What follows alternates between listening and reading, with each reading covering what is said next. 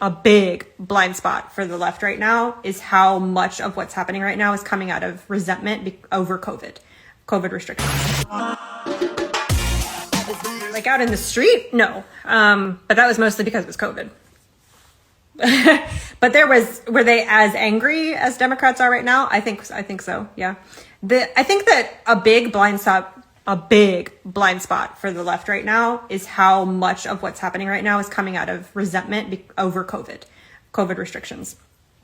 I hear a lot of like, I can never forgive people who voted for Trump or didn't vote because they've known who he was for however many years, whatever. That's not true. Like a lot of young voters for whom this was their first election have only ever known Biden's policies and they hated him. Like it is deeply underestimated the like real fundamental hatred that the right has for how the administration handled COVID. Even though a lot of that is completely misplaced because a lot of that was up to their state. Doesn't matter. There is like rage. I don't see liberals saying that Democrats are the same side of the coin or that both sides are the same. I see a lot of chronically online weirdos saying that though, or people who just don't vote. It's simply not true. We have political science around this. Congressional votes have been studied since the 70s. And since then, Democrats have moved about 7 points to the left. Republicans have moved twice as far to the right. So the widening gap between the Democrats and the Republicans is mostly because Republicans have gotten more autocratic and Democrats have gotten slightly more to the left.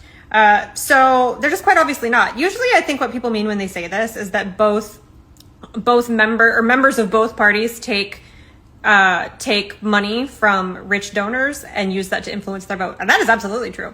And to that I say there is congressional legislation in committee right now, bipartisan, written by Democrats and Republicans to ban insider trading. Mike Johnson will bring it to the floor. That's the Republican Party. I don't know. I mean, all feelings are valid, right? Not all feelings are facts, but you don't control your reaction, your emotional reaction to something. You can only control what you do with it. So people feel hopeless, helpless, whatever. I have nothing to say about that. It does bother me, actually, when other creators tell people how to feel. That bothers me a lot. You should be terrified. You should be panicked. This should scare you. Don't. Shut up. Like, even if the thing they're saying is bad, let me decide. I'm grown. Let me decide how I'm going to feel. The thing about this that bothers me isn't hopelessness or helplessness. It's when people can't recognize that the feeling that they're having is emotional reactivity, is not actionable, and if they spread it around, is going to make everyone else feel the same way, because it's contagious. Hopelessness is contagious. So they're going to make other people feel the same way, and then they're not taking action. That's the thing about it that bugs me. Your feelings aren't any of my business. The action that you are or are not taking when you come into my page is. The same question from someone with cancer. And look, there are times when you need to let yourself be taken care of, and this might be one of those times. There are a lot of people out there fighting for your rights, and maybe if you are too sick or too tired or too whatever to be protesting or making or whatever it is you think that you should be doing, let us carry you. Let us carry you. Like, let yourself off the hook. It's a little bit of internalized ableism, holding yourself up to the same standard that able-bodied people or healthy people, in the case of the person who asked me with cancer, you don't have to hold yourself to any kind of standard. You just have to feel good about your own barometer. Like, based on how I felt today, did I do a thing? But otherwise, let us take it. Yeah? Yeah, it's not happening as of right now. Trump called up the Oregon National Guard first to send into Portland against the wishes of the governor, and a federal judge, a Trump appointee, told him no. So then a few hours later, the Trump administration said that they were going to call up the California National Guard to send to Portland.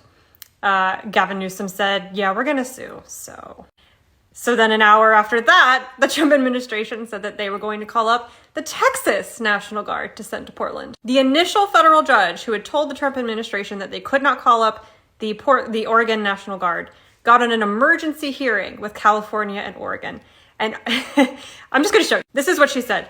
How could bringing in federalized National Guard from California not be in direct contravention to the temporary restraining order I issued yesterday? She questioned the federal government's attorney, cutting him off. So this Trump appointee was like, I thought I told you not to do this. The White House did not immediately comment. So these are temporary restraining orders until the full case is heard by the judge. But for now, no, as of 9:45 a.m. Eastern on Monday, no other state's National Guard is permitted to be sent to Oregon. I actually think the most salient, probably, comparison here, and I talked about this more in depth on my Substack today, is about the time James Buchanan sent federal troops to Utah against the territorial governor's wishes, and that was Brigham Young. This wasn't a state, right? It was still the territory of Utah. But James Buchanan had gotten tired of Brigham Young and wanted to appoint his own governor of the territory. So he sent a new person to take over the position and sent 2,500 federal troops to enforce it, to just like enforce his will upon the territory of Utah against their, without their consent. But again, not a state. If you want to talk about modern America and like actual states, the most salient probably corollary would be the Civil Rights era.